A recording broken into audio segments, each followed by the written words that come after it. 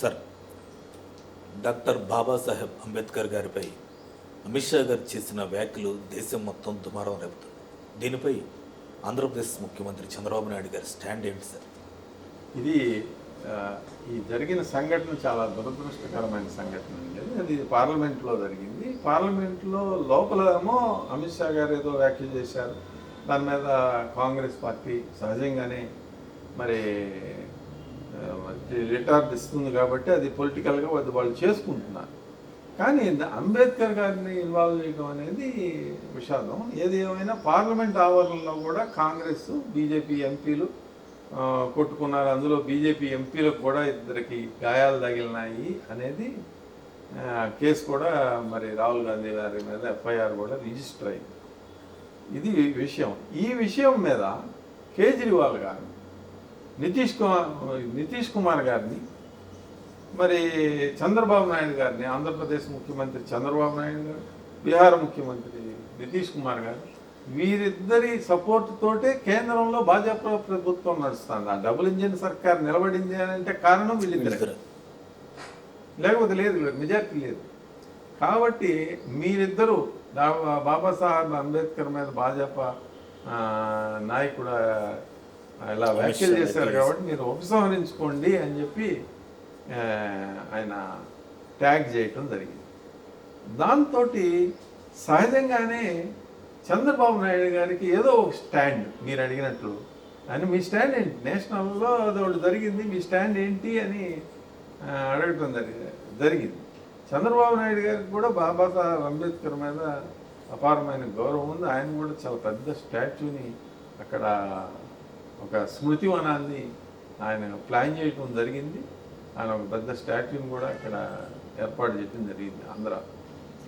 అయితే ఇక్కడ నిన్న క్యాబినెట్ సమావేశం జరుగుతున్నప్పుడు, అంటే క్యాబినెట్ అందరికీ మన స్టాండ్ ఏంటి అని చెప్పాలి కదా. ఆయన మన పార్టీ కూటమి, ఇక్కడ డబుల్ ఇంజిన్ సర్కార్లో భాగంగా ఆంధ్రప్రదేశ్లో కూడా కూటమి ప్రభుత్వం ఉంది కాబట్టి వాళ్ళకి స్టాండ్ ఆయన ఏం చెప్పారంటే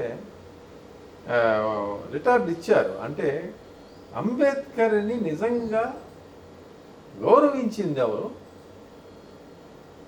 అవమానించింది ఎవరు, ఓడించింది ఎవరు, అంబేద్కర్ని ఎవరు ఎలా ప్రవర్తించారు మొదటి నుంచి అంబేద్కర్ని అవమానించింది కాంగ్రెస్ పార్టీయే. ఆయన అందుకనే కాంగ్రెస్ పార్టీలో మంత్రిగా ఉండి కూడా దానిలో నుంచి బయటకు వచ్చాడు.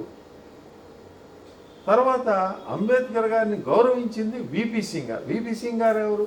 విపి సింగ్ గారుని ప్రభుత్వం నిలబెట్టింది మరి తెలుగుదేశం పార్టీ, సంకీర్ణ ప్రభుత్వం. విపి సింగ్ గారు ప్రభుత్వ హయాంలో కేంద్రంలో ఆయన ప్రధానమంత్రిగా ఉన్నప్పుడు పార్లమెంట్లో అంబేద్కర్ విగ్రహాన్ని పెట్టడం అనేది. సుదీర్ఘకాలం కాంగ్రెస్ పార్టీ అధికారంలో ఉన్న కాలంలో అంబేద్కర్ గారి విగ్రహం కూడా వాళ్ళు పెట్టలేదు. ఇక మూడవది ముఖ్యమైన సంఘటన ఏం చెప్పారంటే, అంబేద్కర్ గారిని ఓడించింది కాంగ్రెస్ పార్టీ. ఇప్పుడు కాంగ్రెస్ పార్టీని వ్యతిరేకత పుట్టింది తెలుగుదేశం. మరి జాతీయ స్థాయిలో ప్రధానమంత్రిగా ఉన్న పివి నరసింహారావు గారు నంద్యాల ఉప ఎన్నికలు నంద్యాలలో పోటీ చేస్తానంటే ఎన్టీ రామారావు గారు పోటీ కూడా పెట్టలేదు. ఆయన మీద పోటీ పెట్టకుండా ఏకగ్రీవంగా ఎన్నిక ఏదైతే చేసింది అది గౌరవం. అలాంటి మరి రాజ్యాంగ నిర్మాత బాబాసాహెబ్ అంబేద్కర్ గారిని మరి పోటీ, ఆయన సొంత పార్టీ పెట్టుకున్న ఒక్క సీటు ఆయన పార్లమెంట్లోకి రానియకుండా కాంగ్రెస్ పార్టీ చేసింది అని చెప్పి చంద్రబాబు నాయుడు గారు అనటం జరిగింది. ఇదంతా ఏంటంటే ఒక చర్చనీయాంశం. అసలు అంబేద్కర్ గారిని ఎవరు గౌరవించారు, ఎవరు అవమానించారు అనేది జాతీయ స్థాయిలో చర్చ జరగాలి అని చెప్పి అనటం జరిగింది. అంటే ఆ చర్చ జరిగితే కదా అసలు నిజాలు బయటకు వచ్చేది. ఎవరు ఏమన్నారు ఏంటి అని చెప్పి. ఇప్పుడు కాంగ్రెస్ పార్టీ దాన్ని పొలిటికలైజ్ చేసి లబ్ధి పొందుదామని చూస్తూ ఉంది అని చెప్పి.